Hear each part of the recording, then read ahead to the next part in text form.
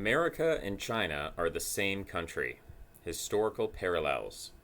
At the height of the Cold War in 1980, the Soviet Union was opposed by China, Iran, NATO, CIA controlled South American dictators, South Africa, Israel, and Japan. Outside of the Eastern Bloc, it had some limited alliances in Africa, Syria, Iraq, Vietnam, Laos, and Cambodia. That's it. The Soviet Union had no economic leverage outside of these areas. It was able to fund nationalist, populist, and socialist guerrillas and anti-colonial movements, but it was not able to court existing elites in other countries via economic pressure. In 2025, China is the largest trading partner of nearly every single country in the world, with the exception of NAFTA, Central America, half the EU, Jordan, and Paraguay. Unlike the Soviets, China has zero ideological or soft power. No one aspires to the Chinese way of life, whatever that is. But Chinese economic pull means that it cannot be isolated in the same way that the Soviets were. When the Soviet Union imploded, it was due to subversive elements within the government who deconstructed the system from the inside against the will of the military.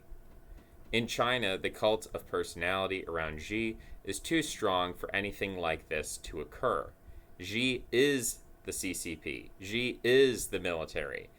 China has stable leadership, which is invested in the country. Xi is only 71. Trump is 78. Deng Xiaoping ruled until age 85. Xi could theoretically remain in power for the next 14 years until 2039. China's relationship to global trade is similar to America's trajectory between 1783 and 1898. For those 115 years, America traded with the world and didn't try to obtain overseas colonies or expand beyond its continental borders. It built up economic power, which it then unleashed in the 20th century. The Chinese Republic was formed in 1912, and like America, it had a civil war after its founding between industrialists and agrarians. Since that was resolved in 1949, it has been 76 years. In this chart, I construct two parallel timelines to compare the two countries, Anglo-Saxon America and Han China. We have the investiture controversy of 1076, and in 1328, the War of the Two Capitals. In 1096, we have the First Crusade, while in China, in 1351, we have the Red Turban Rebellions. In 1381, we have John Ball in England, a radical preacher. In 1644, we have the Jiaxing incident, led by Li Zicheng, a communist revolutionary before communism was invented. In 1395, we have the 12 Conclusions of the Lollards, which is a precursor to Martin Luther's Theses. While in China, we have the Siege of Fort Zeelandia, which is a conflict between the Dutch and the Chinese in Taiwan. The parallel between these two being, on the one hand, the conflict between the Norman Catholics and the Anglo-Saxon Proto-Protestants, on the other hand, the Han Chinese revolting against foreign influence. In 1414, we have Oldcastle's Revolt in England. In China, we have the Battle of Penghu. In 1499, Erasmus, the humanist, visits England. In 1761, we have the foundation of the Tian de Hu, which are the secret societies whose goal is to overthrow the Qing dynasty. In 1412, we get Luther's 95 Theses. In 1774, we get the rebellion of Wang Lun. In 1529, we have the Reformation Parliament and the First War of Religion. 1531, the Second War of Capelle. Then we have 1787, the Lin Shuangwen Rebellion.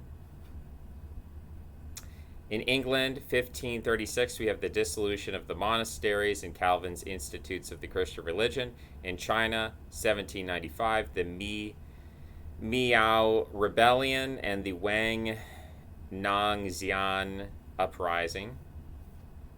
In England, 1549, it's the Book of Common Prayer and the Peace of Augsburg. In 1804, in China, you get the end of the White Lotus Rebellion. In England, 1559, the Act of Supremacy of the Anglican Church. For China, 1813, Huang Yupian and the 8 Trigrams Uprising. 1570, you get the excommunication of Elizabeth by the Catholic Church. In 1821, you get the first opium ban. In 1583, you have the Throckmorton Plot. In 1838, the Qing Dynasty issues propaganda entitled A Detailed Refutation of Heresy against the Tiandihu secret societies and the White Lotus Buddhists. Then you have a series of 3 very exciting events in England. 1586, the Babington Plot to kill the Queen. In 1587, the execution of Queen Mary. In 1588, the Mar Prelate controversy, where Puritanism begins to rebel against Anglicanism. In China, you have 1843, the God-worshipping society, which would be the precursor of the Taiping Rebellion. So far what I've described in these different events, and we're going off script here, we're just going into the chart, and we'll get a bit more detailed with this later. So I guess we're doing a podcast now. But the point is that this period in England from 1381, from John Ball, and we could go into some incidents before then, but I think John Ball is really a crucial figure here following the Black Death. From John Ball until 1588, the Mar Prelate controversy, what you have is a opening up of a space in English theology, Anglo-Saxon theology.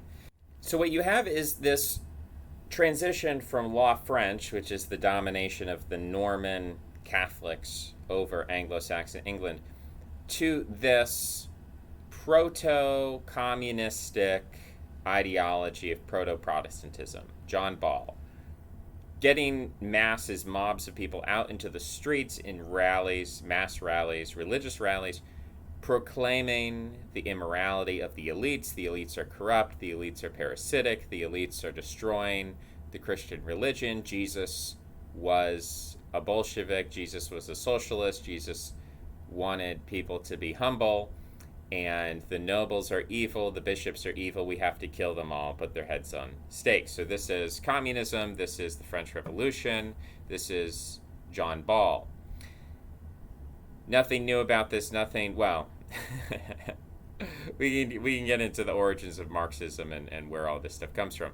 But there's clearly a national populist revolt. 1381 gets put down, not successful. However, the Lollardry movement, the Lollards, which becomes a pejorative, but the 12 Confessions, or the 12 Conclusions, I should say, of the Lollards, 1395, John Ball dies, his followers live on. And all of this proto-Protestantism, all of this, this Marxism, doesn't go away. but it's paralleled by an alternative movement, which is the movement toward humanism and free thought. This is coming out of the Renaissance prior to the Enlightenment. It's not an anti-religious idea. We're not to the point of Edward Gibbon or Voltaire, where they hate the Bible and they hate Jesus. And no, Erasmus, as a humanist, is saying we need to have a form of Christianity, a form of Catholicism, which is open-minded to the pagan Greeks and Romans and to Plato and to Aristotle, and we need to integrate this into Christianity rather than denouncing it and just calling it heresy. So this is what Erasmus is trying to do. It's quite different from what John Ball is trying to do. But both of these tendencies, both the proto-Protestant, socialistic, revolutionary message of John Ball, which is germinating in Europe for 100 years at least, and then you have Erasmus, who's coming at it from an elite, educated, academic, Greco-Roman, Philhellene, pro-classical literature standpoint, top-down, saying we need to open up the Catholic Church. So these two things cross roads in Protestantism because Martin Luther and John Calvin are educated men. They're Catholics. They're educated. And they are influenced by both strains. They're both influenced by John Ball, but they're also influenced by Erasmus. So the visit of Erasmus to England is a huge event in the history of Protestantism, which is really about the history of England gaining theological, political independence from Rome. Because the Norman yoke, the Catholic yoke, the dominance of England by Latin, by the French language, this is a cultural package, and it has its own class associations. Beef is French, but the cow is Anglo-Saxon. So this is the division in the language. And there's basically, 100 years where all of this stuff is kept under wraps, it's kept underground, it's suppressed, it's not able to openly make progress, but Wycliffe's Bible lives on. The 12 Conclusions of the Lollards is published. And there are these little indications that something is brewing under the surface that finally comes out in the Reformation Parliament. And Henry VIII, after having his conflict with the Catholic Church, where they were possibly trying to assassinate him, he finally says, enough is enough. We are reforming the Church of England. And that term Reformation in English, it's also used in German and other languages, but that term has a special meaning because it's referring back to the formation of the Church of England prior to the Normans. Really the formation of the Church of England during the period of King Arthur and the Romans and the Welsh and the original Britons, or alternatively the Anglo-Saxons under King Alfred the Great. So when they call it the Reformation, they're really referring not to just theological reformation, but the reformation of the nation as an Anglo-Saxon nation, not as a Norman nation, not as a Roman nation. So this is very important. You cannot disentangle or decouple this religious revolution from the nationalist revolution that's going on in England over this 100-year period. The same thing is occurring in the Qing dynasty. So Qing dynasty begins 1644, the domination of the Manchus over the Han Chinese. They didn't like it, and there were many rebellions, and there were many different sorts of attacks on Qing supremacy. It's in 1761, again, about 100 years later, give or take 20 years, you get the foundation of the Tian de Hu, which are the secret societies. Han Chinese, specifically. So there is a religious dimension of the Tian de Hu, which is the Heaven and Earth Society, but it's also an ethno-nationalist society. So it's an ethno-religious secret society. And so you look at these 100 years and you can see the parallels there, right? So we'll continue with what happens next is that from the Reformation up until the Marprelate controversy, so about 50 years, give or take, you have Anglicanism attempting to formalize, right? So you have initially an ethno-religious populist revolt, then you have the crushing of dissent, finally there's an ideological revolution followed by a physical revolution, and the establishment is now trying to reform itself on a national populist basis.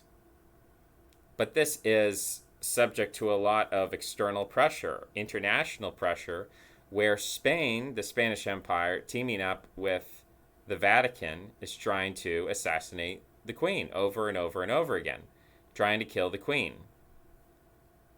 First by excommunicating her, telling all of her nobility, she's a heretic and her orders can be disregarded. The Throckmorton plot, the Babington plot, the gunpowder plot. So over and over again, they're trying to kill the Queen. The Catholic Church is trying to assassinate the Queen in conjunction with the political interests of the Spanish Empire. There's all of this espionage going on. And the Catholic Church views Protestantism as the greatest threat to its hegemony, which is true.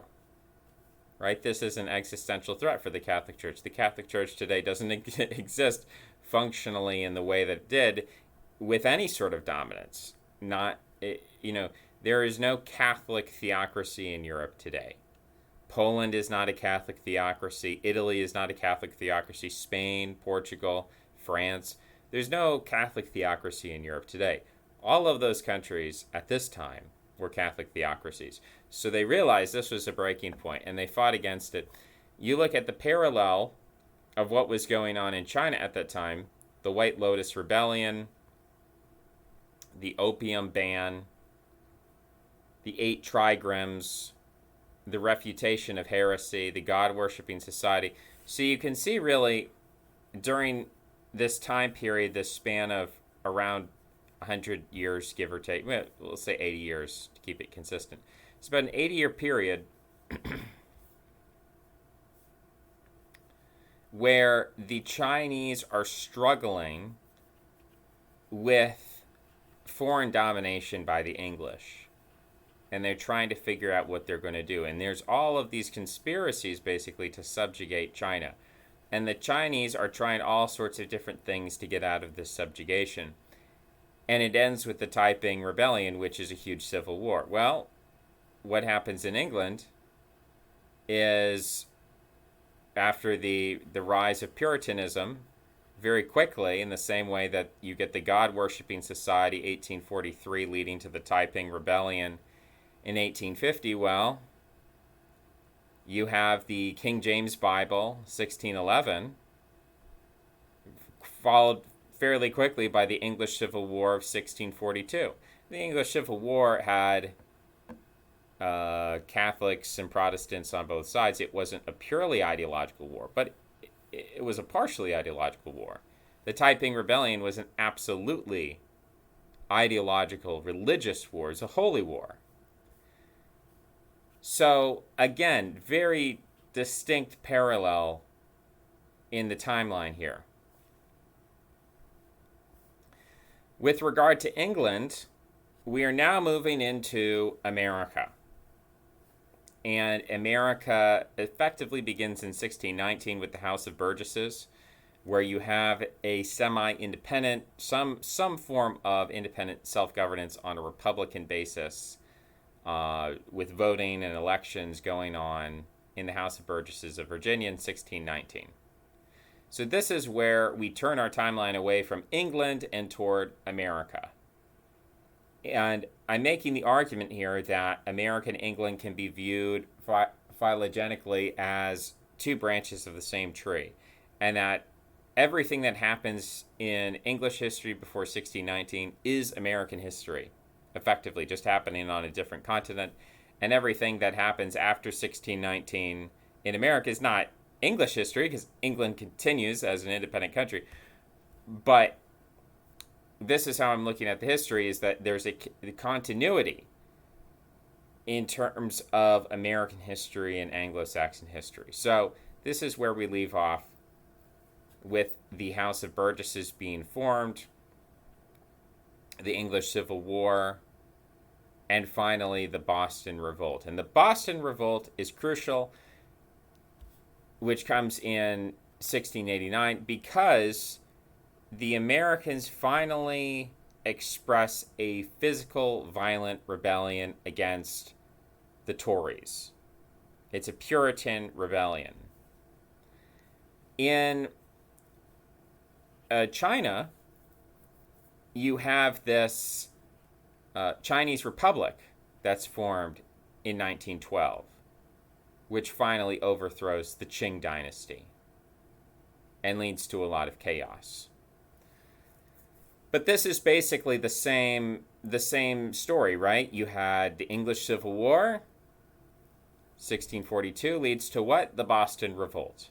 So an internal conflict within the nobility of England leads to this national populist, Puritan, ethno-state, religious theocracy.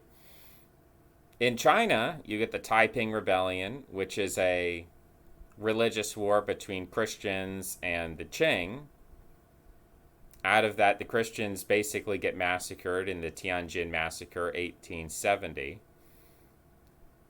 But the Chinese go away, the Christians go away functionally as a political force in China after the Taiping Rebellion and the Tianjin Massacre, and leading to the Boxer Rebellion.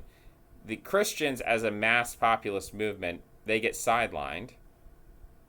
But the Qing, it's almost like the Christians were like the suicide bombers, and they basically blew up the Qing legitimacy. After the Taiping Rebellion, everyone realized that the Qing are not this invincible military force that they made themselves out to be. And this lays the groundwork for the Chinese Republic. In the case of America, because there was autonomy that was permitted to the Americans to a great degree, the Boston Revolt didn't immediately lead to a war. The British didn't come in and crush, all local autonomy after the Boston Revolt. It was a compromise. The Qing were not able to compromise, right? The Qing were not able to come to some sort of agreement. They had opportunities, 1905, to make a compromise with the nationalists. They chose not to make a compromise. As a result, you get the Chinese Republic. So events in China happen a little bit more quickly in that sense, whereas events in America get drawn out because there's this great toleration of the British for the local autonomy of the Americans, whereas the Qing don't do that. So you can really view this in one of two ways. You can either say the American experience is under greater toleration, and that's why the American Revolution comes much later than the Chinese Revolution of 1912. Or you can say, well, functionally, the Americans from 1692 until the American Revolution basically had de facto independence, and it was really the Stamp Act which threatened to end that independence, and that's why the revolution happened. There's a lot of different interpretations here. But the point of this is that basically in 1701, this is the founding of Yale College. You very quickly after get the First Baptist Church in Virginia. You get Edwardian Edwardsism, not Edwardianism, Edwardsism, Edwardsianism. Sorry, these are complicated 18th century religious terms. You get George Whitefield's revival, you get the Ohio Company, you get the Paxton Boys, the Albany Congress. So all of these things are happening in the 18th century. This is really the formation of the American identity, the idea of Americans working together, not British, doing it completely separate from the British. And you can think of that century, of the 18th century, as the foundation of American identity. Americans didn't become Americans in 1776. They were already Americans. When they said no taxation without representation, what did they mean? They meant American representation. They didn't want to be represented by some English guy over in Britain. They wanted to be represented by Americans in America. So the American identity had already formed.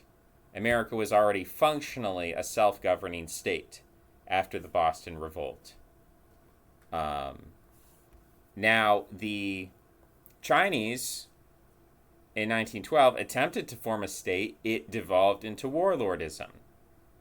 China was a lot bigger than America. America in 1776 was a small country. China in 1912 was a huge country in comparative terms. So the Chinese Civil War basically went from 1912 until 1949. And then you have the Cultural Revolution. And everything that basically has happened in China from the Cultural Revolution until the present day has been a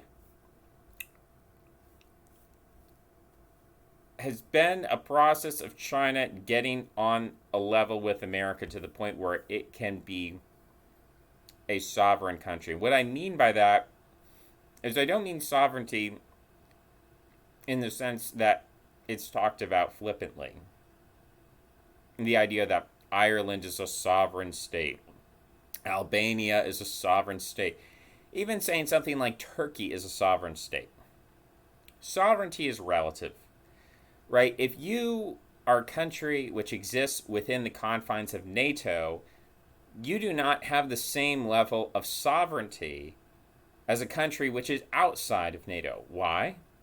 Because when you join these international institutions, you give up some of your sovereignty to whichever player is the biggest within that institution.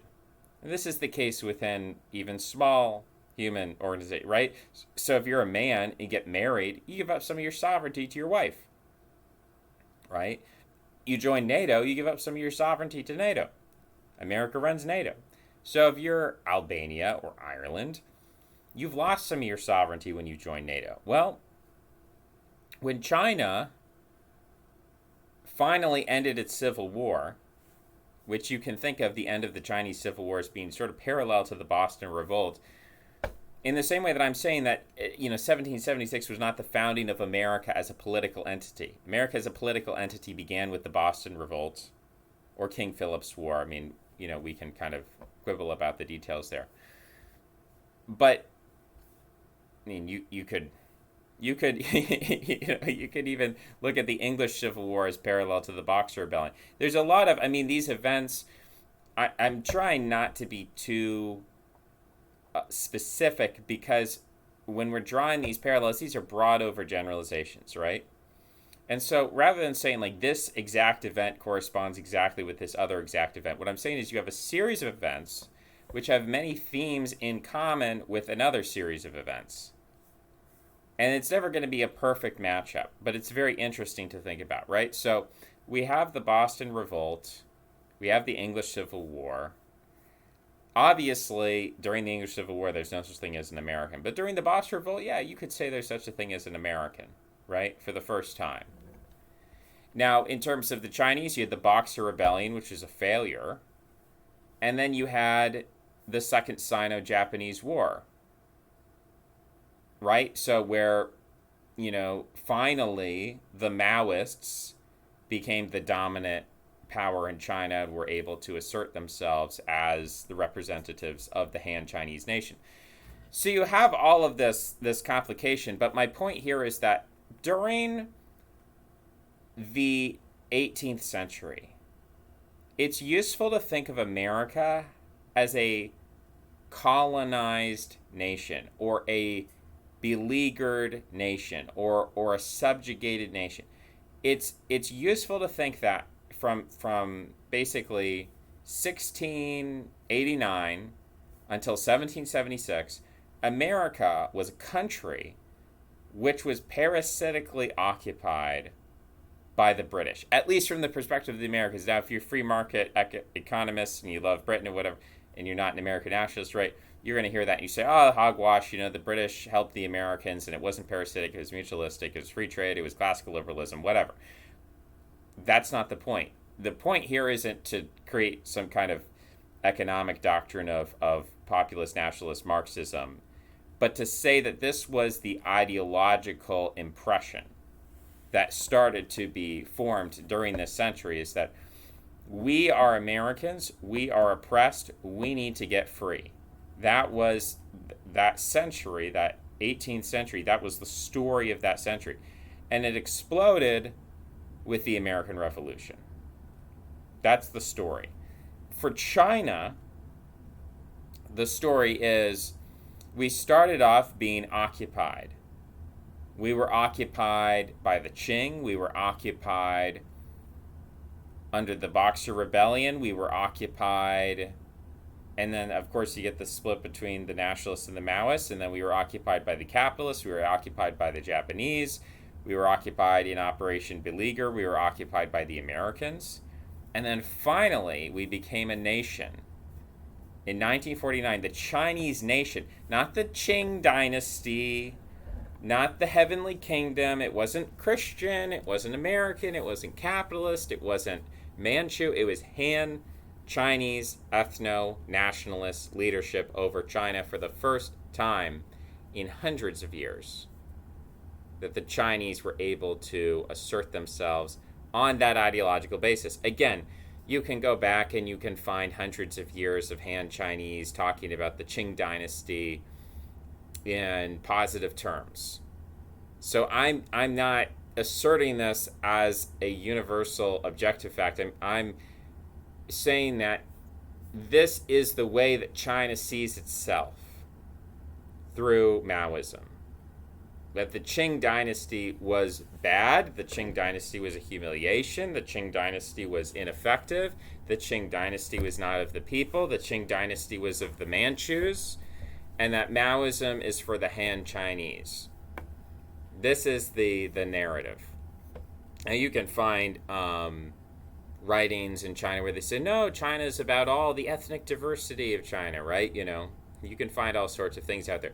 Just like you could find American loyalists, right? During the 18th century, it would say, no, we're not Americans, we're British. We're loyal British subjects of the king, right? So there's always, I'm not a determinist. I'm not saying that things had to happen this way. Obviously, it didn't happen that way in Canada, for example, right? If we were to look at the history of Canada, we wouldn't, I'm not saying that there's a determinism about this, that America could have stayed loyalist, right? But I'm just drawing a comparison here and saying that because of the way that things went, the Chinese view today is that the Han ethnicity is superior and supreme on the basis of it being 90% of the population of China. And that's the way it should be. And any other political arrangement in China was illegitimate. And Mao is good because he fixed that problem of ethno-nationalist legitimacy. So from 1949, when China gained its nominal independence, it was not yet a functional state in terms of sovereignty. Why? Because China doesn't control Taiwan. And this, again, you can say that's technical, that's pedantic, that's immaterial, that doesn't matter. Again, I'm not speaking in terms of objective right and wrong. I'm speaking in terms of perceptions, stories, mythology within China. I'm saying that the Chinese view the occupation of Taiwan by nationalists and capitalists as a humiliation and as a subjugation of their country and as a demonstration that they have not fully achieved 100% sovereignty. And so the last century, from The end of the Chinese Civil War until the present day, the last 80 years, has been for China a gradual buildup in the same way that the 18th century was for America. The founding of Yale College, the First Great Awakening, the Ohio Company, the Albany Congress, the Paxton Boys, all of those events which happened over 60 years, that was all preparation for America to assert itself theologically, ideologically, politically, militarily, to prepare itself for the American Revolution. Now, if you go back to China and you look at the Cultural Revolution of 1966, Tiananmen Square, the outlawing of Falun Gong, the joining of the World Trade Organization, the launching of the Belt and Road Initiative, the Hong Kong protests, and now we bring to 2025 with the tariff war with Trump, doubling down on tariffs, promising to fight to the end. All of this together, you can see it. You can see the narrative forming that China has been subjugated, China has been humiliated, China is not a truly sovereign, independent state until we take back Taiwan. And when we take back Taiwan, then we will know that China is back. In the same way that for the Americans, it was not enough to have, the House of Burgesses. They needed to overthrow the king. They needed a constitution. Again, you can say these things are symbolic or whatever, fake. Doesn't matter. This is the internal narrative that's driving the decisions of the ideological leadership forward. This is what motivated Benjamin Franklin. This is what motivated George Washington. And this is what's motivating Xi Jinping and all of his cronies. So we are headed toward a war between China and America. So this chart isn't meant to be historical determinism in the Spenglerian tradition, getting back to my notes here, but is simply to help compare and contrast different events in American and Chinese history. Broadly speaking, there are four potential eras of Anglo-American and Chinese history. Number one, ethno-religious national populism. Number two, formal oppression of the ethno-state. Number three, limited independence. And number four, true sovereignty. In 1066, after being continuously harassed by Vikings for hundreds of years, England was occupied by the Norman yoke. Norman Catholicism was linguistically distinct from Anglo-Saxon Catholicism. For China, its oppression by outsiders began with the Mongols and was replaced by the Manchus. Whereas the Mongols simply wanted to exploit the Chinese and extract tribute, the Manchus set up a formal system of ethnic privilege and systematically discriminated against the Han, while integrating some of the Han nobility into their system. For the Chinese, Mongol and Manchu rule was separated by 276 years of Han self-rule under the Ming Dynasty. Another way to think about this would be to view the Han as the Welsh, who achieved self-rule from between 410 AD, when the Romans left, until they were conquered by the Normans in 1093 AD. In this comparison, I will focus mostly on the parallels between the Anglo-Saxon and Han people. If we date the beginning of Anglo-Saxon England to 577, then the Anglo-Saxons reigned as free people from 577 until at least 878, when they began to fall under the Viking Danelaw for a total of 201 years. This period of Anglo-Saxon independence parallels the Chinese Song dynasty, which lasted 319 years, from 960 to 1279. Just as the Anglo-Saxons were subjugated by the nomadic Vikings and forced to pay the Danelaw, the Han Chinese were subjugated by nomadic Mongols and were forced to pay tribute under the Yuan dynasty. The Ming dynasty, which followed the Yuan, represented an interlude of Han Chinese ethnic independence. This did not last, and it was replaced by the Manchu-led Qing dynasty in 1644. In reconstructing parallels between Anglo-Saxon and Han Chinese history, the 276-year Ming interlude stands out as a large discrepancy. For the Anglo-Saxons, they went from the frying pan into the fire, from the Norse into the hands of the Normans. The Chinese weren't so unlucky. After freeing themselves from the Mongols, they were able to rule themselves once again until the Manchus finally conquered them. If we ignore the Ming interlude, then we could reestablish a parallel between Anglo-Saxon and Han Chinese history with these 2 years, 1381 and 1644. In 1381, the Anglo-Saxon populace began to formally rebel against the Norman yoke with the proto-Protestant revolutions of John Ball.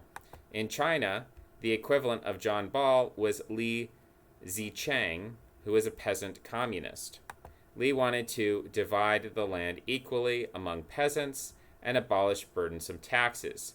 Li's rebellion only lasted for a year, but it provided a template for future communistic peasant revolts in favor of Han Chinese ethno-nationalism. Although John Ball was crushed, the Lollards lived on. Eventually, Lollardy inspired the humanism of Erasmus and the Protestantism of Luther. Similarly, in China, the nationalism of Li Zicheng inspired several revolts, finally leading to the establishment of underground secret societies known as the Tiandihu, the Heaven and Earth Society. The Tiandihu were loyalists to the Ming Dynasty and hated the Qing Manchu rule. Just as Protestants were oppressed and massacred in Europe, the Tiandihu were also persecuted. The Tiandihu can be thought of as the Chinese equivalent of the Freemasons, who wanted to restore China to self-governance. Like the Freemasons and European secret societies of the 17th through 19th centuries, there were potentially hundreds of offshoots from the Tiandihu.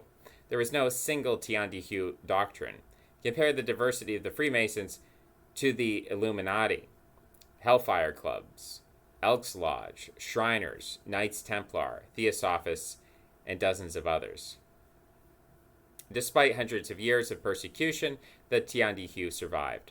The most powerful movement inspired by the Tiandihu was the White Lotus Rebellion. The White Lotus was a movement of evangelical Buddhists who preached the imminent reincarnation of the Buddha and his imminent reign over the earth in a 1,000-year kingdom. What should be recognized clearly at this point is that the picture of Chinese history as secular, rational, non-religious, or merely Confucianist is entirely false. The promotion of Confucianist stability by Maoists and their efforts to suppress both the legacy of the Tiandihu and Buddhists has created a deeply inaccurate picture of Chinese history. The Chinese people should be recognized as having a deep history of religious fanaticism which inspired them to fight their government in countless rebellions. In all cases, these religious rebellions were intertwined with the desire for ethnic self-determination. The worst ideological war in English history was the English Civil War. There were Protestants on both sides, but the most radical Catholics fought for the king, while the most radical Protestants fought for Parliament. In China, the equivalent civil war was the Taiping Rebellion, which pitted Chinese Christians against the Qing. But neither the English Civil War nor the Taiping Rebellion was successful in creating a new ethno-religion which could make a successful break with the old regime. In each case, however, both wars served as a template and preface for two revolutionary events, the American Revolution and the Chinese Republic. The American Revolution didn't happen overnight. It first required the establishment of a colonial Bible, a colonial government, and a colonial movement for military unity. Once these elements were in place, the revolution was all set up.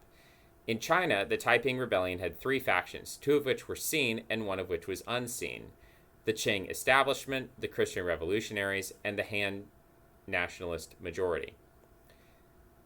The Taiping Rebellion accomplished two blows against both the establishment and the foreigners. It destroyed the myth of Manchu invincibility by showing the sclerotic weakness of the Manchu military against Christian fanatics, and it taught millions of Han Chinese to hate Christianity as a form of foreign demonic influence. The result of these lessons was that in 1870, a pure Han Chinese nationalist movement was able to emerge in the Tianjin Massacre, which foreshadowed the Boxer Rebellion. The Boxer Rebellion proved that, although the Han Chinese people were oppressed and humiliated by the Manchus for hundreds of years, they were not defeated and had not lost their identity. They proved to the world that they would not submit to any foreign power, whether it was Manchu or Christian in origin. The fanaticism of the Boxers was equal to that of the Christians, and it united the entire Christian world against China. Only by the power of 8 nations could China be subdued. Despite the power of these 8 nations, the movement for Chinese independence from both Manchus and Europeans could not be stopped. Ironically, or paradoxically, many of the early Chinese nationalists of this period were also Christians. These sort of contradictions were not unique to China. During Japan's nationalistic Meiji period, it also saw the overrepresentation of Christians within its modernization movement. The paradox of nationalist movements is that they often contain the foreign elements which they seek to oppose. Marxism was foreign to Russia, but became an ideology of national liberation from foreign rule. Christianity was foreign to China, but became a catalyst for modernization and independence. Both Christianity and Marxism share the quality of being simultaneously evangelical, but also inspiring nationalists around the world. The period of Chinese independence after the victory of Maoism can be compared with the First Great Awakening in America. Both movements focused on religion as the ultimate expression of the national ideal. While Maoism claimed to be secular and scientific, its obsession with smashing idols gives it a striking resemblance to ancient Judaism. In my comparison of Anglo-American and Han Chinese history, this is where the record halts. Maoism has successfully united China with a new ideological framework and eliminated all foreign domination. China today is in a similar position as America between 1765 and 1796. It is, functionally speaking, an independent state with massive potential for expansion and conquest. For America, that came in the form of westward expansion. For China, ethnic cleansing has focused on Tibet and Xinjiang. Unfortunately for the Chinese, unlike the American colonists, they have extremely low birth rates, which makes it impossible for them to expand their population. Unless the Chinese physically exterminate target populations and replace them, they will not be able to engage in physical colonization. But the expansion of Chinese power does not necessitate physical ethnic expansion, since the Chinese might prefer to follow an imperial model. In Africa, the Chinese coordinate with Russian Wagner troops in order to dominate local economies. No Chinese troops are used, and only a small percentage of the population of Africa, less than 1%, is Chinese. Yet the Chinese are beginning to dominate the construction of new critical infrastructure in Africa. Given the expectation of continued African population growth, this could provide large dividends for the Chinese economy, as African demand for infrastructure results in the effective payment of tribute to Chinese engineering companies. The problem with this model is that it currently relies upon Russian military power. Can Russian troops be relied upon to provide security? In January 2025, Foreign Minister Wang Yi visited Chad for a diplomatic visit. Hours later, the presidential palace was stormed by terrorists. How can China protect its diplomats without the use of Chinese security forces? China so far has refused to visibly deploy its military to protect its economic assets in Africa. Instead, it prefers to bribe and bolster local military forces to act as mercenaries for Chinese interests. But this hasn't prevented Niger from expelling the Chinese and nationalizing Chinese-built infrastructure this past March. If China wants to follow the path of America in expanding its influence across the developing world, it will need to develop a military capacity for projecting power overseas. Even neo-colonial strategies require some hard power at the margins. China's ability to accomplish this is largely tied to its birth rate. If China's three-child policy can turn around its birth rate, there is hope that China can continue to grow and expand. If it fails in this mission, then this casts doubt on China's ability to resolve its domestic shrinkage. Meanwhile, the West is pursuing a policy of mass immigration, which is a fiscal net negative for the welfare state and a source of cultural aggravation, which fuels the far right. Even if China cannot right this ship, it will still be in the race, running for a race to the bottom against a sclerotic and self-defeating Western civilization.